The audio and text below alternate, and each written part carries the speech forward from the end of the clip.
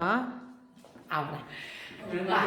Mira, los signos de puntuación los vamos a estudiar en dos temas. En este tema vamos a estudiar el punto, la coma y el punto y coma, y en el tema siguiente vamos a estudiar los que nos falten, que van a ser básicamente los puntos suspensivos, los signos de interrogación y de exclamación, y después también me va a quedar el paréntesis, la raya y el guión, pero básicamente estos son los que vamos a ver.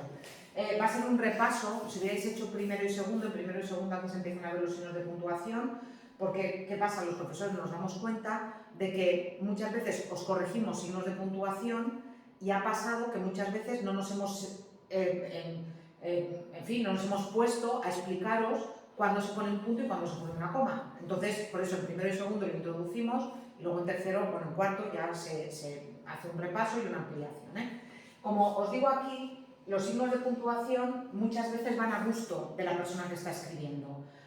Ya veréis, por ejemplo, en el caso del punto y coma, que cuando unimos dos frases que tienen un significado muy parecido y que pueden constituir una unidad, a veces esas dos frases las podemos unir mediante un punto, las podemos unir mediante una coma o las podemos unir mediante un punto y coma. Es decir, podemos hacer dos oraciones diferentes o bien podemos hacer una yuxtaposición. Eso, ya os digo, pues va a depender de si yo quiero hacer el texto más rápido, quiero hacer el texto más cortado o simplemente de la forma, el estilo que yo tenga a la hora de escribir. En eso no voy a entrar, pero lo que sí que voy a entrar, que es muy importante que tengáis en cuenta, son una serie de normas, que esas sí que están claras y son las que tenéis que aplicar, y son las que provocan después que haya faltas. Bueno, para empezar, el punto. Bueno, ya sabéis que hay, en realidad, cuando hablamos de punto, en realidad estamos hablando de tres puntos. O sea, hablamos del punto seguido, hablamos del punto y aparte, que sería el que termina el párrafo, y después hablaríamos del punto y final, que sería el punto que ponemos cuando terminamos un texto. Veréis que tenéis que hacer algunas actividades de signo de puntuación y en algunas tenéis que volver a reescribir frases. No os olvidéis, por favor, de poner el punto final después de cada frase, porque os las dará mal. El sistema, bueno, el aula virtual os dará la actividad como mal si no ponéis el punto. Aprovecho también para otra cosa, ya que estoy con esto. Esto lo sabéis, pero lo recuerdo. Cuando escribís a ordenador, el punto y coma, los dos puntos y la coma, se pegan a la palabra, al final de la palabra. Si yo pongo, por ejemplo, el alumno estudia mucho, aunque, coma, en mi opinión, coma, podría estudiar más, la primera coma la pego aunque y después viene el espacio. Porque si no, ya sabéis que luego podéis dejar comas, si dejáis el hueco antes de la coma, luego podéis encontrar que la línea siguiente empiece por coma. Entonces, el signo de puntuación, cuando escribimos a ordenador, siempre se pega, en este caso, al final de la palabra. Vale, utilizamos el punto al final de una cláusula o un periodo que tiene un pensamiento completo, es decir, al final de una oración. Y os recuerdo que las oraciones tienen que tener un verbo en forma personal. Entonces, si no tenéis un verbo en forma personal, no tenéis una oración y no podéis poner un punto. Si decís, por ejemplo, atendiendo a sus características fundamentales, no podéis poner un punto. Podéis poner atendiendo a sus características fundamentales, es un texto argumentativo. Entonces sí podéis poner un punto, porque ahí tenéis un pensamiento completo. Pero si no, tendréis que poner una coma y continuar, pero no podéis acabar una oración, es decir, no podéis poner un punto si no tenéis un verbo en forma personal, porque en realidad, como vimos el otro día, no tendríais una oración, tendríais una frase. Después, ya sabéis que tenemos el punto aparte cuando tenemos un párrafo. Y os recuerdo que en el párrafo lo que tendríamos que tener es una idea completa. El párrafo tendría que estar constituido por una serie de oraciones completas y unidas mediante conectores que terminaran una idea. Y en el párrafo siguiente empezaría otra idea o empezaría una derivación de esa primera idea. Imaginaos, por ejemplo, yo que sé, que vosotros tenéis que hacer un texto en el que se os pregunten biografía, obra, temas y repercusiones de Miguel de Cervantes. Dedicaríais un párrafo a la biografía, punto aparte, dedicaríais un párrafo a la obra que escribió, punto y aparte, un párrafo a los temas, punto y aparte, un párrafo a las repercusiones, punto final. Y respecto de los puntos y aparte, de los que separan párrafos, tenéis que pensar que entre párrafo y párrafo tenéis que marcar que estáis empezando otra idea. ¿Y eso cómo se marca? Tradicionalmente se marcaba con una sangría. La sangría es empezar hacia adentro. Ahora, ¿qué hacemos? Por influencia también de la moda anglosajona, lo que hacemos es que separamos los párrafos con un doble espacio. A mí me gusta más el doble espacio, aunque no sea una tradición hispana, me gusta más el doble espacio porque el texto queda como más limpio. Pero lo que no tenéis que hacer, podéis hacer la sangría, podéis hacer el doble espacio, pero lo que no tenéis que hacer es combinar las dos cosas. La RAE admite las dos cosas. Lo que te dice es que no tienes que combinar las dos cosas, es decir, no tienes que hacer el doble espacio y luego empezar hacia adentro. ¿Qué más os quería decir de esto del...? Sí, cuando uno escribe un texto en párrafos, ya si queremos escribir bien el texto, lo que tenemos que hacer son párrafos que tengan más o menos la misma medida. Si construimos bien un texto, lo suyo no es que hagamos un párrafo de 3 líneas y uno de 23, y luego uno de 4 y luego uno de 8. Si más o menos todos los párrafos tienen la misma extensión, el texto está mucho más ordenado. Y también os recuerdo que muchos párrafos muy cortitos hacen que el texto no esté bien cohesionado. Si vosotros hacéis un texto, escribís 20 líneas y en esas 20 líneas habéis puesto 10 párrafos, os habéis equivocado. Porque he dicho, y lo repito, el párrafo tiene que desarrollar por completo la idea. Entonces es imposible que en 20 líneas desarrolléis bien 10 ideas. ¿Vale? Cuidado con ese tipo de cosas, Bueno, ya sabéis que siempre se usa mayúscula después de un punto, esto es de cajón, ¿sí? Igual que si usa mayúscula al empezar un texto. Y tenéis que pensar en algo que ya os he dicho cuando hemos estado viendo el texto periodístico, y es que no se escribe punto ni al final de los títulos, ni de los titulares de prensa, ni de los eslóganes. Fijaos lo que dice, la ortografía de la lengua española indica, esta lo publica la RAE, indica que nunca se escribe punto tras los títulos y subtítulos de libros, artículos, capítulos, obras de arte, etc., aun cuando aparecen aislados y son el único texto de la línea. De hecho, si os fijáis en los apuntes, ningún título tiene punto. Si vais a mirar los libros, si tenéis libros en casa, veréis que después del título del libro, ningún libro tiene punto. Y en los eslóganes publicitarios no se pone punto al final, excepto que el publicista quiera llamar la atención de alguna manera, pero ya ese punto, más que considerarse un signo ortográfico, se consideraría casi una imagen, más que un punto en sí. Por tanto, si tenéis que escribir Diccionario del Español Dominicano o Manual del Español Urgente o Capítulo 20 o Reflexiones sobre el ejercicio de la abogacía, ya sabéis que en ese caso no tenéis que poner punto. Y en los titulares de prensa, ni en el antetítulo, ni en el subtítulo, no se pone punto. Después, se escribe punto después de las abreviaturas. Si yo quiero acortar una palabra y tengo que poner, por ejemplo, señor, lo tengo que hacer de esta manera. Tengo que acortar y tengo que poner el punto. Si yo quiero acortar doctor, dr y punto. Si yo quiero acortar página, pag y punto, o p y punto. Página se puede abreviar de las dos maneras. Tenéis que tener en cuenta que cuando abreviamos tenemos que respetar la norma ortográfica también en lo que se refiere a las tildes. Por tanto, si yo estoy abreviando página y lo estoy haciendo así, le tengo que poner la tilde. Si yo abrevio administración, como la administración de loterías, tengo que hacerlo así. El punto es que estoy abreviando la palabra, que la estoy acortando, y en este caso después no pondría mayúscula. ¿Por qué después no pondría mayúscula? Porque en realidad el punto no me está indicando que he llegado al final de una cláusula o de una idea o de un pensamiento, sino que me está indicando que la palabra está cortada. En ese caso, si después pusiera de loterías, la D iría en minúscula. ¿Qué ocurre con las siglas? Las siglas son diferentes, las siglas funcionan diferente de las abreviaturas. En el caso de las siglas, no se pone punto después de cada abreviatura, para entendernos. Si yo tengo ONU, Organización de Naciones Unidas, la abreviatura es así, ONU, correctamente. Y no se pone punto entre los diferentes elementos, ni se pone punto al final. ¿Cuándo ponemos punto? Con estas abreviaturas tan raras que tenemos en castellano y que yo creo que no están en ninguna otra lengua del mundo.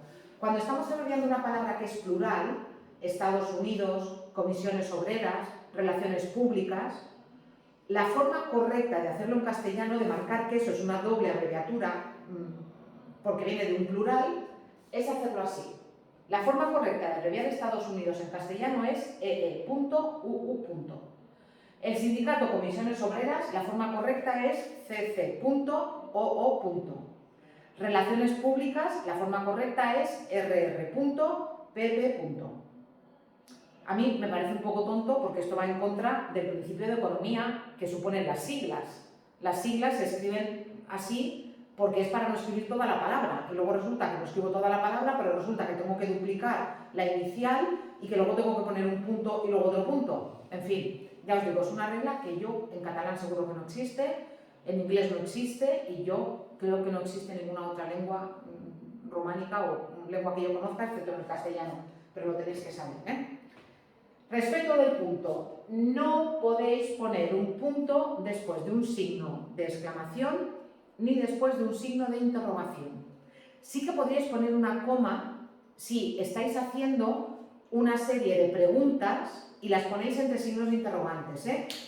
Las 6 Vs dobles que respectan o que afectan a las entradillas de las noticias son qué, quién, cómo, cuándo, dónde. Esas, si las pusiera entre signos de interrogación, sí que pondría una coma y después continuaría en minúscula, ¿eh? Podría hacer algo así como qué, cómo, sí, y seguiría en minúscula. Pero lo que no puedo hacer es poner un punto después del signo de exclamación o del signo de interrogación. ¿Por qué no pongo un punto? Porque ya se considera que el punto ya está en el signo. Y aprovecho también, ya que estamos aquí, para recordaros algo o para deciros algo que os recordaré después en el siguiente tema, y es que en castellano el signo de interrogación y el signo de exclamación se ponen al principio y al final. No es optativo como en catalán, que en catalán es optativo, se puede poner, si el interrogante es muy largo, se puede poner un signo de interrogación al principio. En castellano no es optativo. En castellano se pone al principio y al final. ¿Vale? Esto respecto del punto, ¿eh? Ya os digo, ideas completas, tenéis que terminar frases. Cuando escribáis y separéis párrafos o doble espacio en el párrafo siguiente o sangría, es decir, empezamos hacia adentro. Y después las abreviaturas que tienen que llevar el punto y las siglas que no tienen que llevarlo, excepto que sea la sigla esta doble del plural, ¿eh? Signos de interrogación y signos de exclamación no llevan punto, quitando el punto que ya lleva el mismo signo, ¿eh? Vale, la coma, dime. Perdón que moleste. No. Todas las siglas dobles, ¿sí? Las plurales, llevan punto en medio y punto al final. Sí, en teoría sí. Vale. En teoría sí. Vale. Lo que pasa es que una cosa es que la palabra sea plural y otra cosa es que tú hagas el plural de la sigla. Me refiero, si tú por ejemplo dices, y ahí me lo voy a llevar a mi terreno, el CEPA. Tú estudias en el CEPA Sapobla, ¿vale? Es una sigla porque es Centro de Educación de Personas Adultas. El singular es el CEPA, pero el plural es los CEPA. Esto es el plural de la sigla. ¿Qué pasa? No es lo mismo que comisiones obreras, o que relaciones públicas, o que Estados Unidos, que ya es plural en sí. En el caso de CEPA, o en el caso de CEPA me da igual, o en el caso de, algo más que OVNI, imaginaos, bueno, OVNI ya está metido como palabra, ya no hay que escribirlo en mayúscula.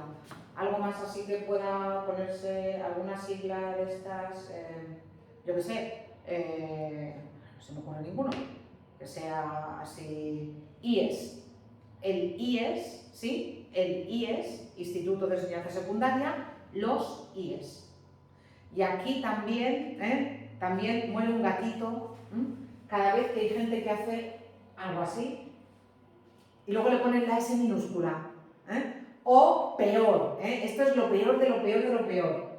Así. con un apóstrofe. No me digáis que no lo habéis visto nunca porque yo lo he visto cantidad de veces. ¿Cómo? Con un apóstrofe y una S, no sé de dónde se sacan el apóstrofe. Y si no con la S pequeña. Porque claro, el plural de cepa, el cepa, pues los cepas. Que es ¿no? un calco del inglés. Efectivamente, y además es una tontería porque en inglés es un genitivo. Además, Es un genitivo, claro, no es. posesivo, ¿no? Efectivamente, Sí, no sí, sé. sí. Bueno, en cualquier caso, si la palabra es eso, lo que os he dicho, IES o CEPA, y luego la pones en plural, una cosa es que la sigla ya sea en sí plural, otra cosa es que tocas el plural a partir de algo que es singular. Son cosas diferentes. El plural de las siglas se hace con el artículo. El CEPA, y luego con el verbo.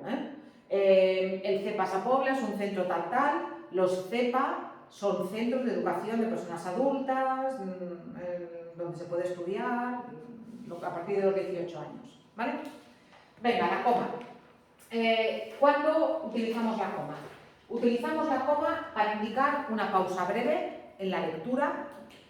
Y hay que tener también cuidado con poner comas, porque si no nos podemos ahogar cuando leemos. Hay gente que no pone comas y tú pruebas a leer ese texto en voz alta y si no te paras te ahogas, de verdad. Entonces hay que poner comas, hay que darle a la gente espacio para respirar.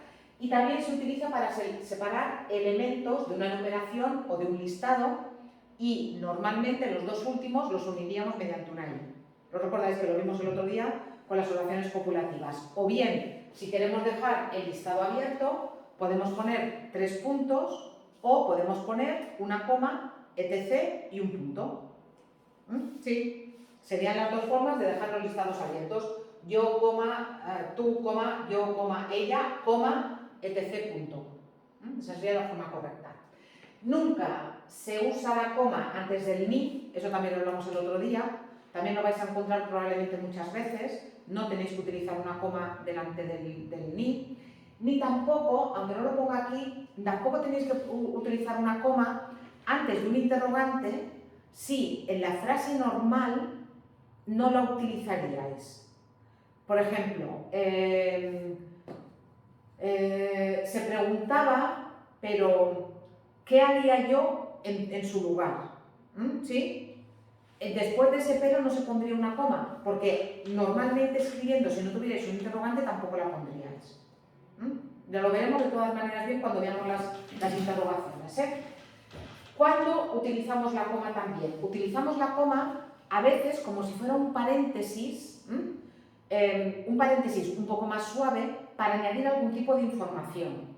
A ese tipo de información que añadimos se le llama acotación. Y si está bien puesta esa acotación, si yo quito esa parte, lo que me queda de la oración tiene que tener sentido completo. Si no tiene sentido completo, no he puesto bien las comas. Fijaos, por ejemplo, en este caso. Cristóbal Colón, coma, explorador genovés, coma, es conocido como el descubridor de América. Esto sería una acotación.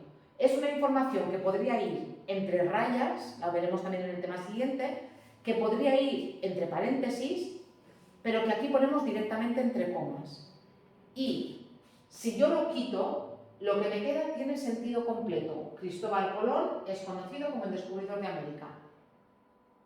¿Vale? Sí. Lo mismo aquí. El policía, coma, según los testigos, coma, abusó de su autoridad. El policía abusó de su autoridad. Sí. ¿Veis además que esta acotación hace algo, que es que está cambiando el orden normal de la frase? El orden normal de la frase sería sujeto, verbo, complementos. Aquí tenéis sujeto, complemento, verbo. Si tuvierais el policía abusó de su autoridad según los testigos, no pondríais coma. Ninguna. Ni para separar, ni para acotar, ni para nada. ¿Queda claro? Este es el caso en el que parece que puede haber una coma entre el sujeto y el verbo. Pero como os he dicho antes, en realidad esa coma no está entre el sujeto y el verbo. Esa coma está simplemente porque estoy haciendo un añadido, estoy añadiendo una información, estoy ampliando una información. Pero la coma no tiene que ver con el sujeto y el verbo. La frase podría ser, por ejemplo, en esta casa nació Cristóbal Colón, coma, explorador genovés, coma, conocido por ser el descubridor de América. Y ya no estaría separando el sujeto y el verbo. En realidad, repito, esta coma no está separando el sujeto y el verbo, sino que lo que está haciendo es una especie de paréntesis, una información añadida, que además es accesoria.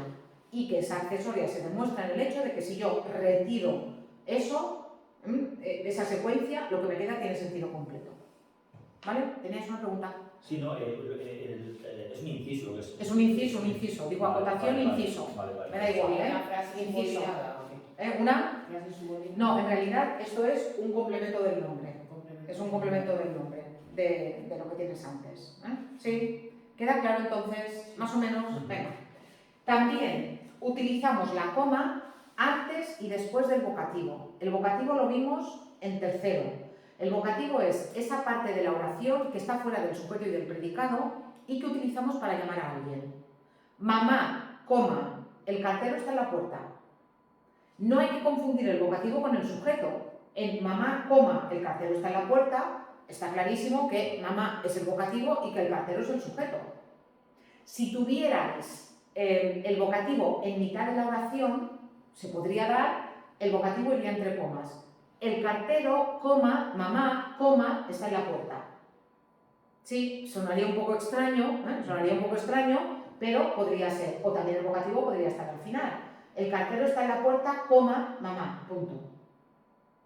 Sí, pero en cualquier caso, el vocativo, que es esa parte de la oración que utilizamos para llamar a alguien, el vocativo tiene que ir separado del resto de la oración mediante una coma, porque no es el sujeto. Es ese sintagma nominal que está fuera de la estructura bimembre de sujeto y predicado.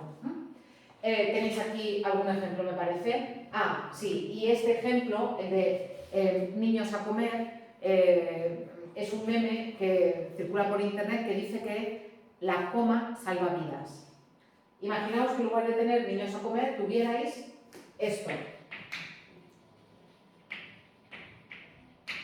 O esto.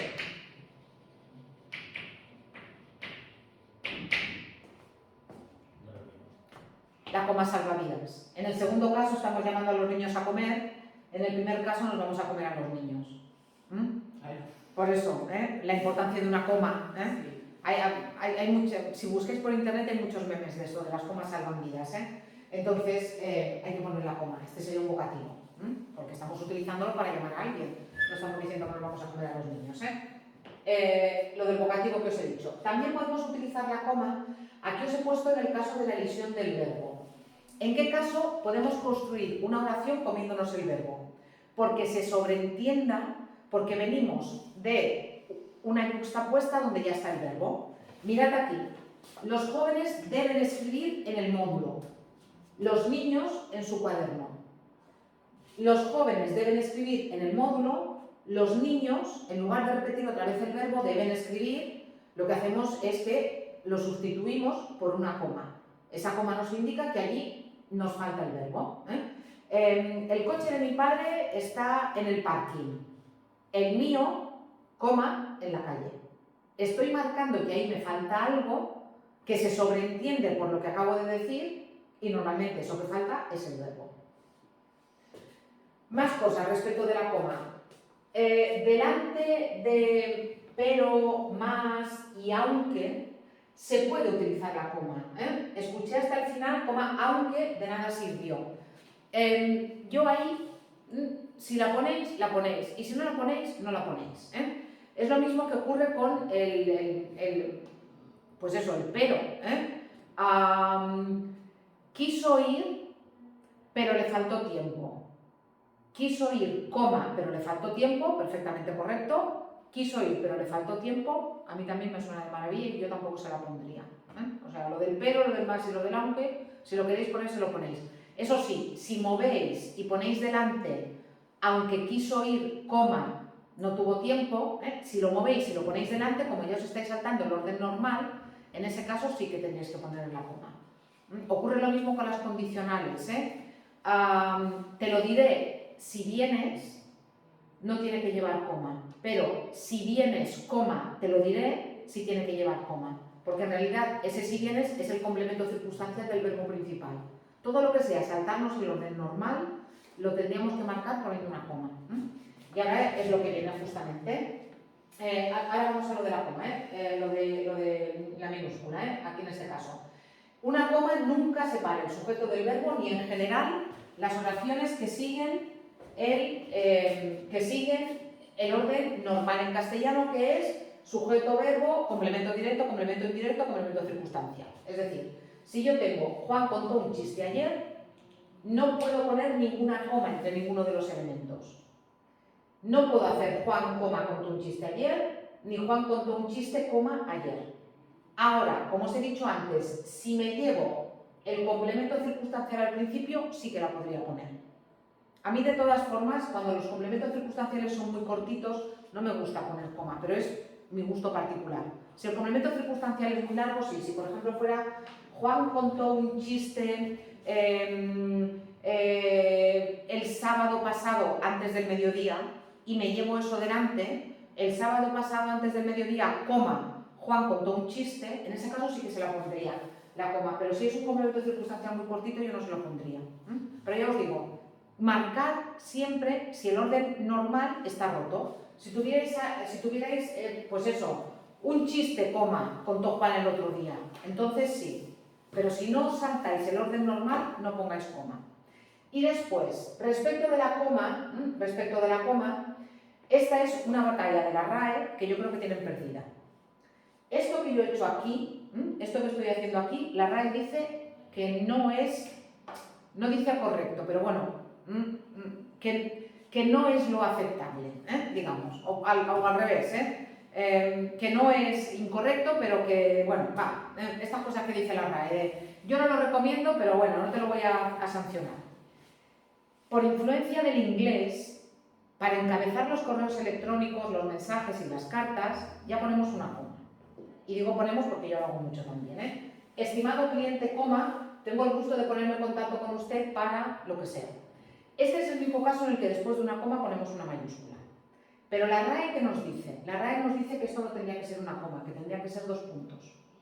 La RAE sigue diciendo que los encabezamientos de las cartas y de los correos electrónicos deberían ser siempre 2 puntos y no una coma.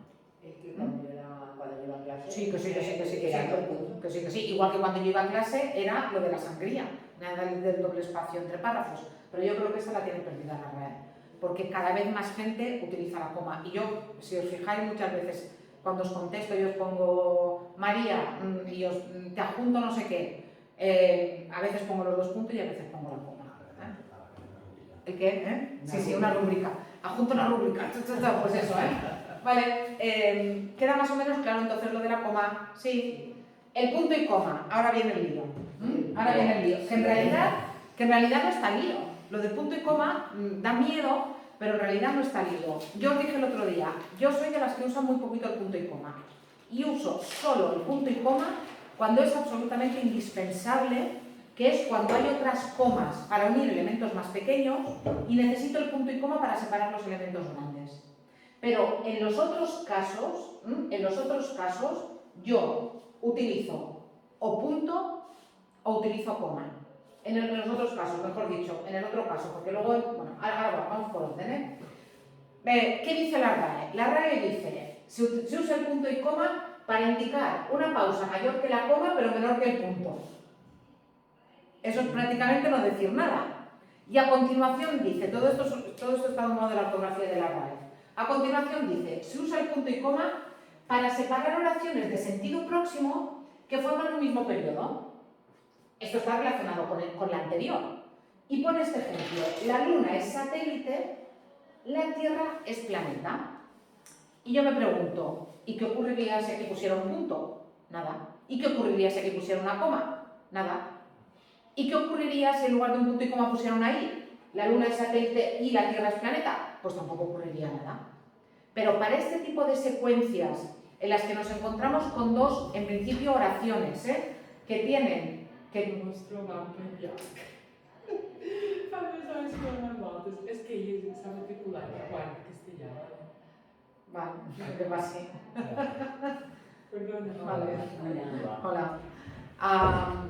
Luego hablamos. Vale. Lo que os decía, la cuestión es que aquí, en este caso, para mí el punto y coma es completamente optativo.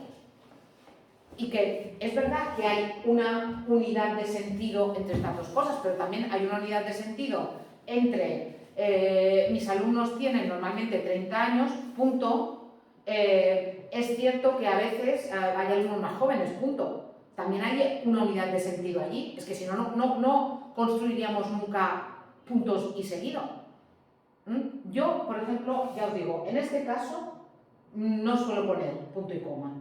Yo aquí o pongo una coma o pongo un punto y coma. ¿Dónde sí que tenéis que poner un punto y coma? Que aquí es donde viene el lío.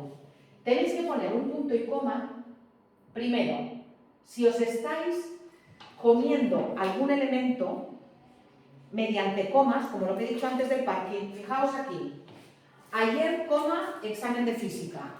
Hoy, coma, de química. Mañana, coma, de literatura. Aquí estoy quitando el verbo. Ayer tuve examen de química. Hoy tengo examen... Bueno, ayer examen de física. Hoy tengo examen de química. Mañana tengo examen de literatura. ¿Qué pasa? Que si yo aquí, en lugar de poner puntos y coma, pusiera comas, imaginaos qué lío. Ayer examen de física, coma, hoy coma de química, coma, mañana coma de literatura. No se entendería. Aquí en realidad, ¿para qué me sirve el punto y coma? El punto y coma me sirve para lo mismo que me sirve aquí. El sábado me compré su primera novela, punto y coma, el lunes, coma, la segunda. O, mejor todavía, imaginaos que yo dijera, en esos grandes almacenes hay diferentes plantas.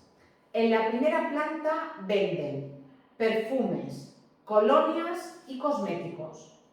En la segunda planta venden ropa interior, zapatillas y ropa de baño. En la tercera planta venden libros, material de papelería y bolígrafos. ¿Cómo distingo lo que venden en cada planta? Utilizando el punto y coma. Y luego, dentro de cada una de las plantas, separo los elementos mediante comas. En este caso sí que no es optativo el punto y coma. Si yo aquí no pongo punto y coma para separar los periodos grandes dentro de toda la oración, me quedarían un montón de comas y eso sería un batiburrillo que no se entendería. Entonces, este uso sí que no es ni alternativo ni a gusto del consumidor. Aquí, sí o sí, tenéis que poner un punto y coma, que sería una estructura similar a esta.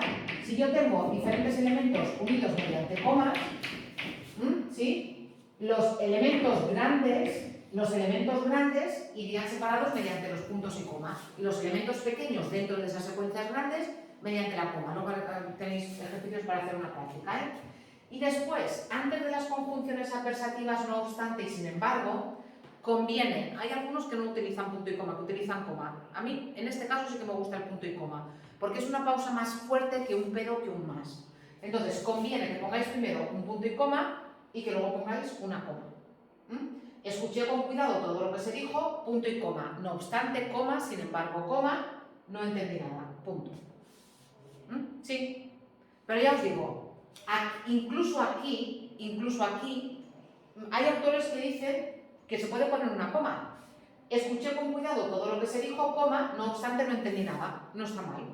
A mí sí que me gusta marcar esa pausa como más fuerte, pero eso es mi gusto personal. Donde no es mi gusto personal es aquí.